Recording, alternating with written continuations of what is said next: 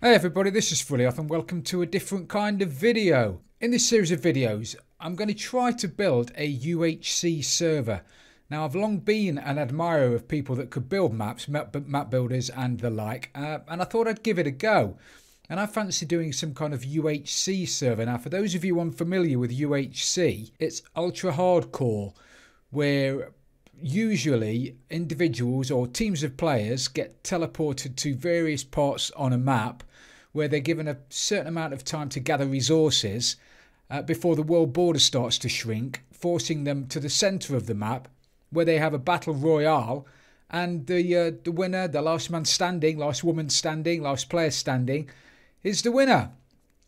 And that's what I want to do. And there's a lot of command blocks and all kinds of stuff that I've got to get to grips with, which I don't fully understand at the moment. So hopefully that's what I'm going to be doing over the next few videos. Now, if you want a tutorial on how to do this, this is not the video for you. I am by no means an expert, and I by no means know exactly what I'm doing. So I'm going to be stumbling, sometimes blindly, through this, and hopefully learning quite a bit on the way, and having a bit of fun doing it. So firstly, I think that sheep is annoying me like you would not believe. Firstly, what I need to do is get myself a map, sort myself out a seed. Now, I don't just want to generate a random seed, because it needs to fit a couple of criteria. The map itself, I want the area that people spawn into to be about 2000 by 2000. So you start at spawn, which would be at 00, and you get teleported out into the wilderness randomly. But I want spawn to be at 00, so it's easy for people to know which way they have to go to get back to the centre of the map. I don't want people to be messing about with compasses or continually asking what the coordinates are for spawn. So I want spawn to be at 00. So the surrounding area of spawn needs to be land, and ideally it needs to be flat land.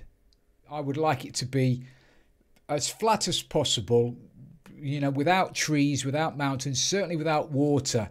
What I don't want to be doing is having spawn bang in the middle of a sea, or having half the map filled with water. It's just not going to happen. It's certainly not what I want. So initially, I'm going to use a program called Amidst. I'm sure there are others out there, but I've been using Amidst for a while and I know what to do with it. So let's just hop over to the Amidst program. So this is Amidst, and basically once you've downloaded it, I'll put a link to the download in the description. What I'm going to do now is click on File and click on New from Random Seed, and it's going to start generating maps based on a random seed. And I've zoomed in and out so that the borders are about 1,000 blocks away, which is about the size that I want my world border to be at. So hopefully I'm going to find a map that's pretty much all land on this page. So I'm just going to go through and try and generate a few. See, this is no good. Far too much water. So I'm going to generate a few random seeds. And hopefully, you see that one, it's far too much water. And it's going to take a while, so I'm not going to make you sit through this. That one's pretty much all surrounded by water. And as soon as that one is completely water. As soon as I find one that's predominantly land, predominantly flat, then I'll bring you back in and we'll have a look at it. Okay, after a lot of searching, I finally found a seed that looks okay. So what I've done is I've clicked on copy seed to clipboard. There you go, copy seed to clipboard. And now I've gone into my Minecraft game, and we'll create a new world. So we'll create a new world. We'll call it UHC for want of a better name. We want to be survival. More world options. We want structures on. We want world type default. Allow cheats. We'll have that on. Otherwise we won't be able to do anything. Bonus chests off. And we want to put the seed in there. So we copy the seed in there. Done. Create new world.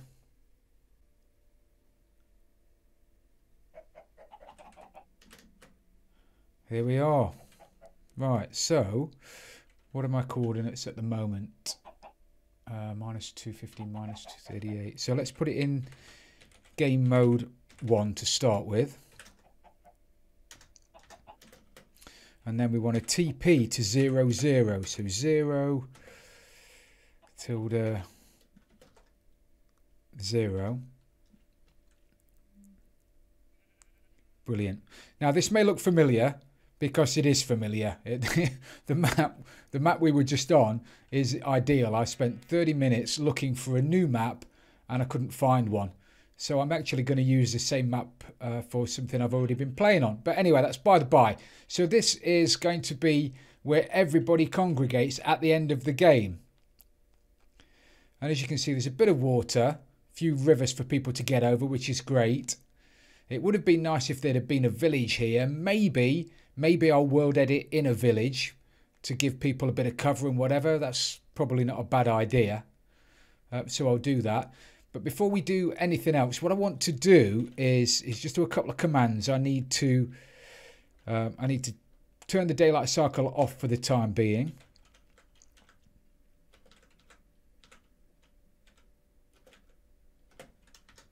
And I need to set the time to midday.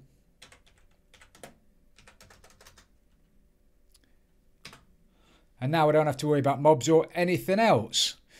Now, ideally, I want my spawn for this place to be underground, right at the very bottom of the world, so people don't accidentally stumble upon it and it's not blocking the daylight up in the air. But I believe that you can't spawn into a world underground. You will always spawn on the highest block, available block, so that's got access to the sky. So anybody that spawns into this world is going to spawn here. So I'll have to worry about that later.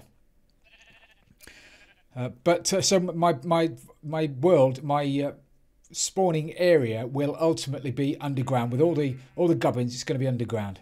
But initially people will spawn in probably on a platform that's at 250 all the way up there. That's not very big, and then they'll press a button or they'll be summoned into the room. So anyway, we've generated our world. Okay, now we've done that. It's time to start creating the teams.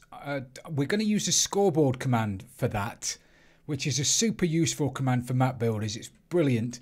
And I'm going to use it to keep track of players and what teams they're in, and what their health is, and how many kills they have, and how many players are left in the game, that sort of thing. So to start with, I think we'll create some teams. So we'll do that, as I say, using the scoreboard command. Scoreboard teams add. So I'll add a few teams.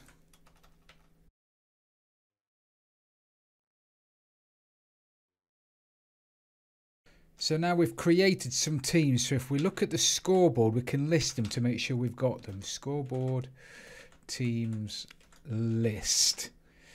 So we've created red, pink, blue, green and yellow, and currently we've got no players in them. Brilliant. So now I can assign people to those teams, or we'll do that using command blocks. Okay, now we've added the teams. I want to add some objectives to the scoreboard. Now objectives for me, primarily initially, are going to just be the player's health and how many players he's killed, the kill count of how many other players he's killed. We need to do what we need to do. What do we need to do? We need to do scoreboard objectives, because we're adding an objective. We want to add, we want to add an objective. We want to give it a name. So I'm going to call this one health. I can't spell it. Health. Hold on, frills. And this is going to be the player health. Health. Brilliant. And then I want to do another one, which is scoreboard objectives add, and then kills, I guess we'll call it. Now you can track how many mobs players have killed as well, but I'm only interested in the player kill count, how many other players that this particular player has killed. So now we've added health and we've added kills. Now I want these to be displayed on the right hand side of the screen. Now you may well have seen this on other servers and whatever, where you've got the player's name and then the health via some little hearts at the top of the screen when you press tab, or listed down the right hand side of the screen. I want mine to be listed down the right hand side of the screen. So if we do scoreboard, objectives, set display, sidebar, and then it's the health that we want to display, that should now show the health on the right hand side of the screen. Now it's not doing it at the moment because it's not been set, it's not changed. So to change that, I think all I have to do is injure myself.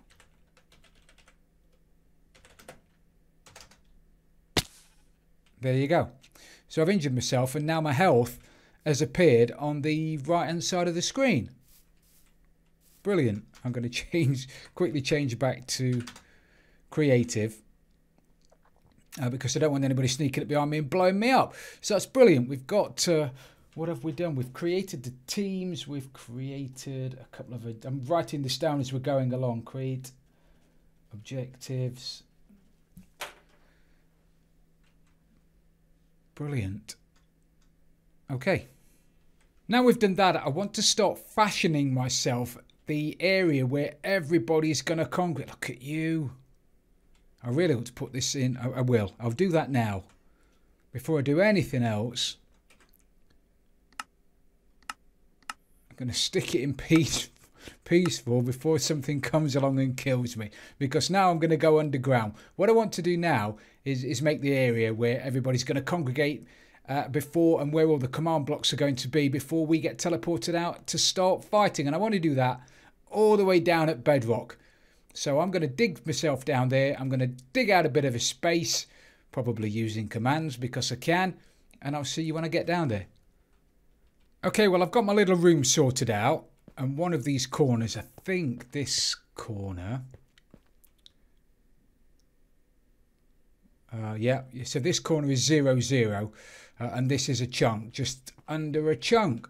So this is going to be the room where everybody starts, or everybody's going to be summoned down here to start with. They'll spawn upstairs, and then there'll be summoned down here. So in here to start with, I think I need somewhere to get them into teams, or some way to get them into teams. And I'm going to do that manually to start with. And I think I could do it by having them stand on a pressure plate, I believe. So if we have a command block down there with a pressure plate, let's have the yellow team there. So we'll have the yellow, we'll have a block there like that. We'll have a pressure plate on top of it like that. Somebody's going to walk onto it. It's going to activate the pressure plate. So now we just need the command in there for putting somebody onto a team. So I believe the code we need to put in there it's a scoreboard command. So scoreboard, and you'll have to excuse me, I can't type really quickly, but you can't tab, can you? Oh, you can. Brilliant. Teams. We want somebody to join the team,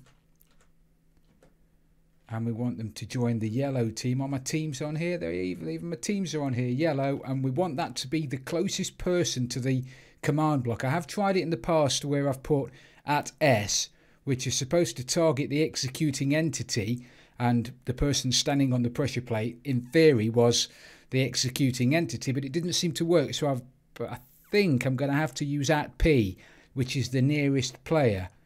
And if you're standing on the pressure plate that's just above a command block, you're probably going to be the closest player to it. So scoreboard teams join yellow at P should now mean that if we put a yellow block there and a pressure plate on it, I will now join the yellow team. Brilliant. Add one player to team yellow. Fabulous. So that's me. So I need to do that now for all of the others. So I'll just quickly run down there and we'll have a look when I finished it. So the final one, scoreboard teams join This one is going to be green. Green at P. Green, red, blue, pink. Pressure plates on all of them. So now if I walk onto there, added one player to Team Green, Frilioth. You can see in the bottom left hand corner. Added one player to Team Red, Frilioth. Added one player to Team Blue, Frilioth. Added one player to Team Pink, Frilioth. Fabulous. So we've got the start of a game. Brilliant.